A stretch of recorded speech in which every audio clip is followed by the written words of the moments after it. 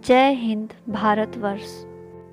आज हम फिर कुछ ऐसे स्वतंत्रता सेनानियों के बारे में जानेंगे जिन लोगों ने स्वतंत्रता संग्राम में अपनी भूमिकाएं तो जरूर दी, लेकिन हमारे इतिहासकारों ने जाने अनजाने उनका नाम विलुप्त कर दिया।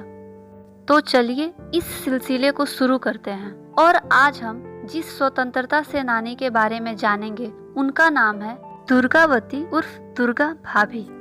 एक ऐसी वीरांगना जिनको बहुत लोग नहीं जानते, लेकिन आजादी की लड़ाई में इन्होंने अदम्य साहस का परिचय दिया। दुर्गा भाभी क्रांतिकारियों के साथ कंधे से कंधा मिलाकर फिरंगियों से कई बार मोर्चा लिया।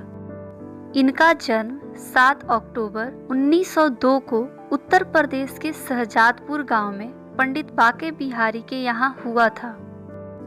10 वर्ष की अल्प आयु में ही इनका विवाह लाहौर के भगवती चरण बोहरा के साथ हो गया। दुर्गा भाभी और भगवती चरण बोहरा दोनों पति पत्नी क्रांतिकारी स्वभाव के थे, इसलिए दोनों ही देश को आजाद कराने के लिए आंदोलन में शामिल हो गए। असल में दुर्गा भाभी का नाम दुर्गावती था, लेकिन उनके साथी क्रांतिकारी दुर्गा भाभी कहकर बुलाते थे, जिसके बाद उनको दुर्गा भाभी के नाम से ही जाना जाने लगा।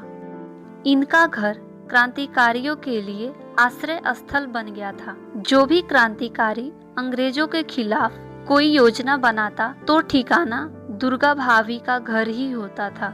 दुर्गा भाभी के पति भगवती चरण बोहरा को बम बनाने में महारत हासिल थी। भगवती चरण बोहरा लखनऊ का काकोरी मामला, लाहौर षड्यंत्र के केस और फिर लाला लाजपत राय को मारने वाले अंग्रेज सर्जेंट सैंडर्स की हत्या में भी आरोपित थे, पर न तो कभी पकड़े गए और न ही क्रांतिकारी कार्यों को करने से अपना पैर पीछे खींचा। 1930 में भगवती चरण बोहरा और चंद्रशेखर आजाद ने मिलकर रावी नदी के तट पर बम का परीक्षण किया, जिसमें भगवती चरण बोहरा की मृत्यु हो गई। पति की मृत्यु के बाद भी दुर्गा भाभी सक्रिय रही। अंग्रेजों का एक मिशन फेल करने के लिए दुर्गा भाभी ने 18 दिसंबर 1928 को भेष बदलकर कलकत्ता मेल से यात्रा की थी। इस दौरान वो भगत सिंह की पत्नी बनकर उनके साथ ट्रेन में बैठी थी। ये किस्सा भगत सिंह की पत्नी बनने का आज भी चर्चित है। भगत सिंह और उनके साथियों को फांसी की सजा देने वाले गवर्नर हैली से बदला लेने के लिए दुर्गा भाभी ने गवर्नर पर 9 अक्टूबर 1930 को गोली चलाई। इस गोली से हैली बच गया और उसका सैनिक अधिकारी टेलर घायल हो गया। दुर्गा भाभी पिस्तौल चलाने में माहिर थी। दुर्गा भाभी का काम साथी क्रांतिकारियों के लिए राजस्थान से पिस्तौल लाना और ले जाना था। चंद्रशेखर आजाद ने अंग्रेजों से लड़ते वक्त जिस पिस्तौल से खुद को गोली मारी थी, उसे दुर्गा भाभी ने ही लाकर उनको दिया था।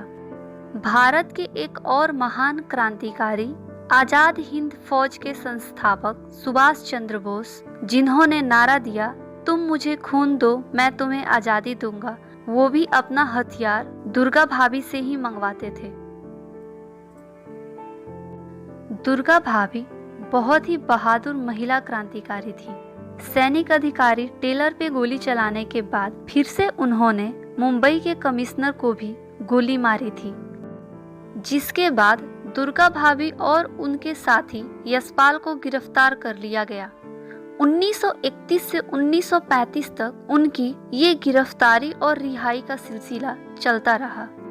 1935 में दुर्गा भाभी गाजियाबाद से दिल्ली आई और कांग्रेस से जुड़कर भारत माता को आजाद कराने की मुहिम शुरू कर दी, लेकिन भगत सिंह और चंद्रशेखर आजाद जैसे मां भारती के जोशीले और आक्रामक वीर सपूतों के साथ हुंकार भरने वाली चंडी रूपी दुर्गा भाभी को कांग्रेस का ढीला ढाला तरीका पसंद नहीं आया, जिसकी वजह से 1937 में ही दुर्गा भाभी कांग्रेस को छोड़ दी।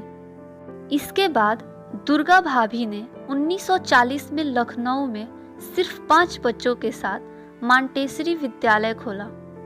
आज भी यह विद्यालय लखनऊ में मांटेसरी इंटर कॉलेज के नाम से जाना जाता है।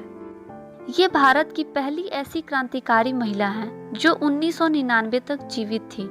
14 अक्टूबर 1999 को गाजियाबाद में दुर्गा भाभी ने इस दुनिया को अलविदा कह दिया। आज के लिए इतना ही, लेकिन इस पूरे 15 अगस्त तक हम हर रोज किसी न किसी स्वतंत्रता सेनानी के बारे में जरूर जानेंगे। तो आपसे निवेदन है कि हर रोज आप हमारे वीडियो का इंतजार करें और ऐसे स्वतंत्रता सेनानियों के बारे में आप सुनेंगे जो दुर्लभ से ही किसी इतिहास की किताबों या किसी इतिहास की बातों में मिलेंगे। जय हिंद, जय भारत।